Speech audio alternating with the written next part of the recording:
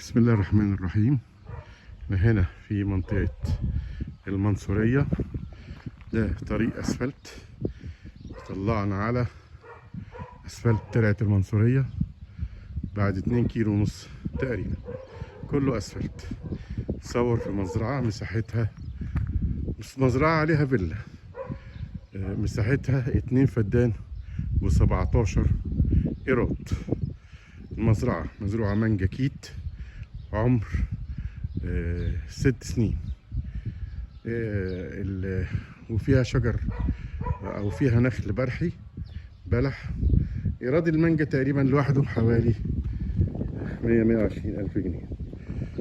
احنا بدايتنا من السور اللي متمحر ده. المبنى ده جوه المزرعه، وادي بوابه المزرعه، وادي الفيلا.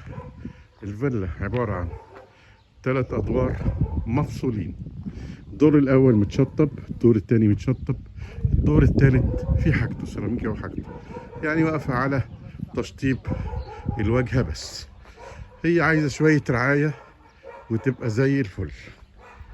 منصوريه منطقه معروفه طبعا. السور ده بيفصل ما بين ارضه وارض عمه.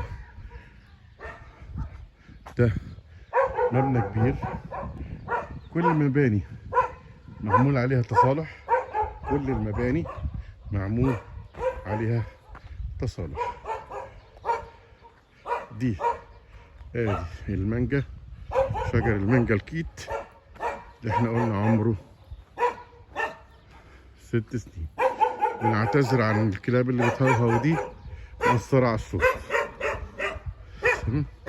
ادي المانجا على سلك، المانجا معمولة على سلك.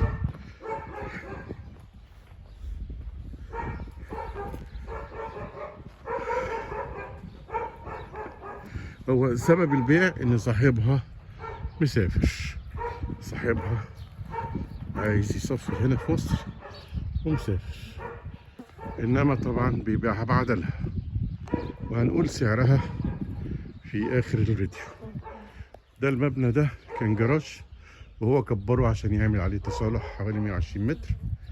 ممكن ينفع عنبر مواشي، ممكن ينفع عنبر مواشي او خرفان او سمان، او يتعمل جراج، او يتعمل اي حاجه تانية. الارض محاطه كلها بسور زي ما احنا شايفين. السور الابيض ده حدودنا، السور الابيض ده، وادي حدودنا السور الابيض ده. هنمشي جوه المانجا. طبعا المانجا احنا دلوقتي في شتاء، بتبتدي تطلع الشيحة بتاعتها، وده شجر متقزم طبعا.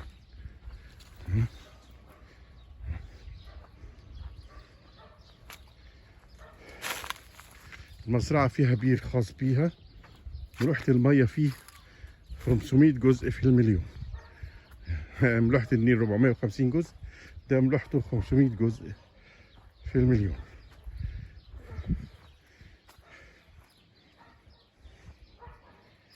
شجر ما شاء الله، الله اكبر. انا سألت صاحب المزرعة المانجا السنة اللي فاتت جابت قد ايه؟ جابت تقريبا في حدود 120 ألف جنيه، وده على كلام صاحب المزرعة مش على كلامنا. طيب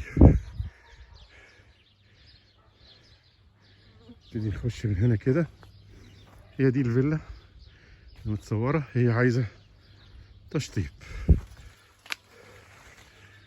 محتاجة تشطيب خارجي يعني داخلي متشطب. هنلف من ورا الفيلا.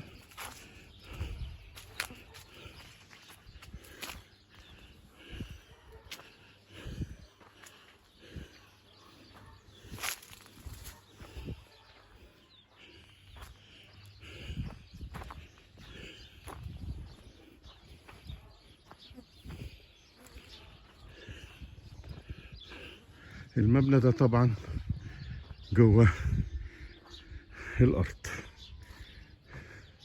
اما لما عملوا تصالح وابتدى بنى وعمل تصالح، التصالح مكتوب له 75% على المباني، لان الارض مسجله شهر عقاري إنما التصالح مكتوب على المباني 75%، فاضل 25% المالك هيدفعهم وهيسلم صاحب النصيب المباني خالصة مخلصة مرخصة،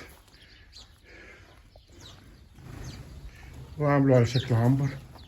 تقريبا هنا كان في غنم ممكن يتربى فيه شوية فراخ. طبعا في شوية شجر كده مطور لاستخدام البيت. ده طبعا الجيران. حدودنا لغاية الشجرة الناشفة دي أو شجرة المانجا دي. أدي الفيلا من بره أهي. مساحة الدور 245 متر. الدور الأول 245 متر، التاني 245 متر، التالت 245 متر، مفصولين بسلم خارجي. تمام. هنلف هنخش نصور الفيلا من جوه. الدور الاولاني هنصور الريسبشن بس، يعني نشوف مدى التشطيب، لان ولاد صاحب المزرعه والناس قاعده في الدور الاول. بنعتذر يعني. الارض الفاضيه دي طبعا مش تبعنا. ايه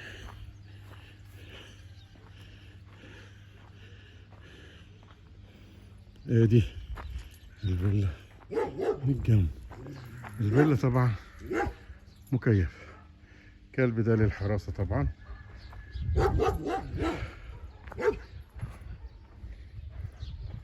نلف.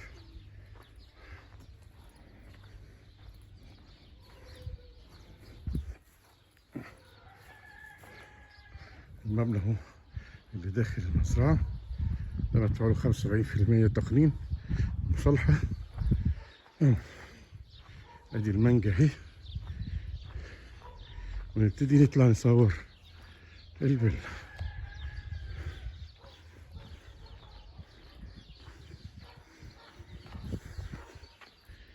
هنقول كل حاجة في وصف الفيديو من تحت، وهنحط السعر. بالمناسبة المزرعة ممكن المقايضة فيها بعمارة في الشيخ زايد. تمام. بيقبل كده. والسعر اللي هنقوله في الوصف التفصيلي فيه تفاوت بسيط. ادي الفيلا اهي.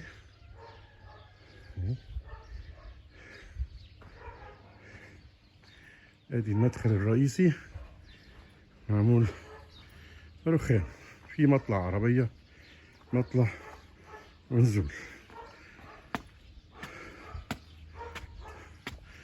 ادي المدخل الرئيسي بتاع الفيلا اهو. وده هنا فيه تراس كبير.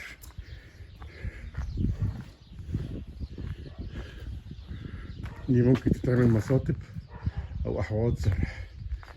تمام.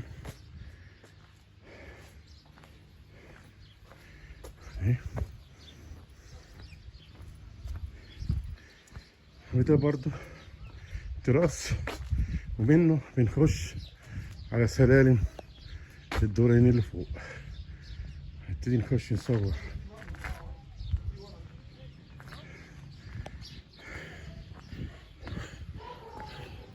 ناخد صورة فوق، ناخد صورة من فوق كده من المزرعة اهي.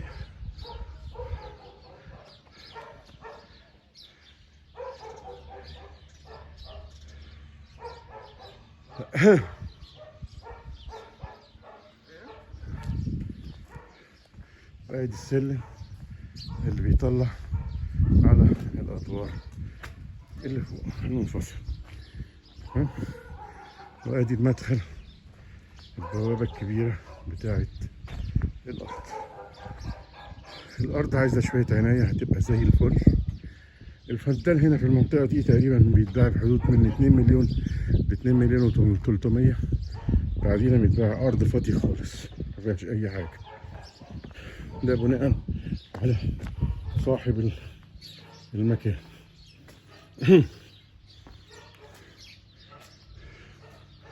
نعتذر طبعا لان الناس قاعدة مقيمة في الدور الارضي. تمام.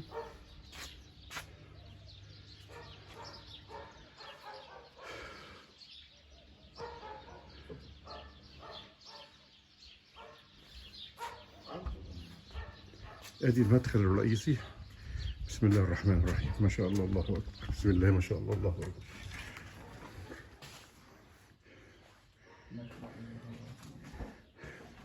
ده ريسبشن الدور الارضي. البيع بالعفش. البيع بالعفش ولا؟ طبعا البيع مش بالعفش، بس اللي حابب ممكن يتفاوض مع صاحب المكان اللي هو حابب يبيع العفش، مفيش مشاكل. تمام. ادي ريسبشن اهو. هي دي كام غرفة دي؟ كام غرفة؟ 3 غرف. معلش احنا الدور الارضي ده قاعد فيه البيت، اهل البيت بنعتذر. ادي ريسبشن وادي تواليت. في سوبر لوكس. 3 غرف. وفي 3 غرف. 2 نوم ولا 3 نوم؟ 3 نوم. 3 نوم. وليفنج. وليفنج. حمام ماستر. وحمام ماستر. ومطبخ كبير جدا. مطبخ امريكاني؟ لا. مطبخ عادي كبير. كمان دي في المنطقة اللي هنا دي. وفي غرفة ثانية اللي هو بقى فيها الثلاجات والغسالات ومش عارف ايه، اللي هي الواشنج روم. غرفة الغسيل. طب لحظة واحدة، توقف الفيديو دقيقة. تعال نهض الفيديو. خد لحظة واحدة الفيديو. ده بنكمل احنا كده، بنكمل تصوير في الفيلا اللي هي في المنصورية اللي على 2 فدان 17 قيراط. ده السلم اللي بيطلع على الدور العلوي. الدور الأول ريسبشن و3 غرف نوم ومطبخ كبير وحمام وأوضة خدمات. تمام. نطلع الدور اللي بعديه، وده الدور ده كمان متشطف. ده بسم الله الرحمن الرحيم. ده ريسبشن اهو.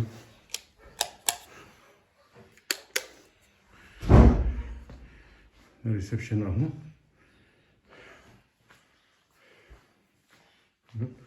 ده الحمام اللي شفناه تحت. ده حمام وده مكتب. بس ده مقفول؟ طبعا مقفول. طيب هنفتح ده ممكن؟ ده تواليت برضو اهو. ده تواليت سوبر لوكس سيراميك.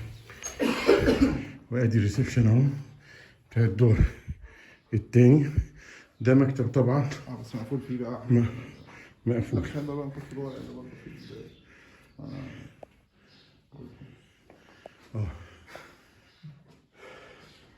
وده برضو 3 غرف نوم. ده 3 غرف نفس التقسيمه اللي تحت. 3 غرف نوم، مطبخ، حمام ماستر، ريسبشن ومكتب وليفنج وغرفة اللي هي خدمات. ديشنج روم. الديشنج روم. تمام. طبعا صاحب النصيب هيجي يتفرج في بقى تالت كمان فوق بحرية. ها؟ اطلع فوق بقى، ممكن اطلعك تالت براحتك. مش براحتي عشان فاضي موجود عادي. صح؟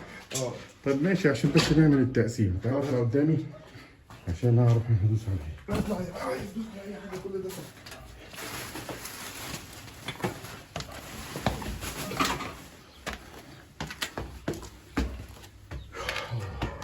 بقى شوف الدنيا شكلها خير. ده طبعا المزرعة من فوق من الدور الثالث، ودي المنصورة. ده طبعا الدور ده لسه مش شطبش خالص، انما حاجته موجودة يا باشمهندس. زي ده المفروض ده السبميك بتاعه موجود. الايه؟ السبميك بتاعه موجود كمان. السيراميك وايه تاني؟ في حاجات من الكهرباء بتاعته موجودة، في حاجات من السباكة بتاعته موجودة، بس طبعا لسه الحاجات دي ما بتكملش كلها إلا في الآخر. ده طبعا الدور اللي لسه ما اتشطبش، عايز تشطيب. سيراميكه موجود، في حاجات كهرباء موجودة، في سباكة. ده الحمام اللي شفناه تحت، وده المكتب اللي شفناه تحت برضه. تمام. هنخش هنا اهو. دي غرفة ولا ليفينج؟ ده الليفنج. ده ليفينج. في تراس اهو. وده ده المطبخ. مطبخ. ليه اكستنشن. ادي المطبخ اهو. ليه تراس. ادي السيراميك اهو بتاعه. تمام. ده ايه ده؟ ده الديشنج روم ده وده. ده الديشنج روم، وليها أوضة الخدمات. وليها التراس بتاعها. طب ده ايه؟ ده المصدر. حمام. اه تمام. ودي أول غرفة أهي بالتراس. وادي الغرفة التانية. ادي الغرفة التالتة وليها تراس. يعني اللي معاه عيلين هيسكن ويسكن عياله.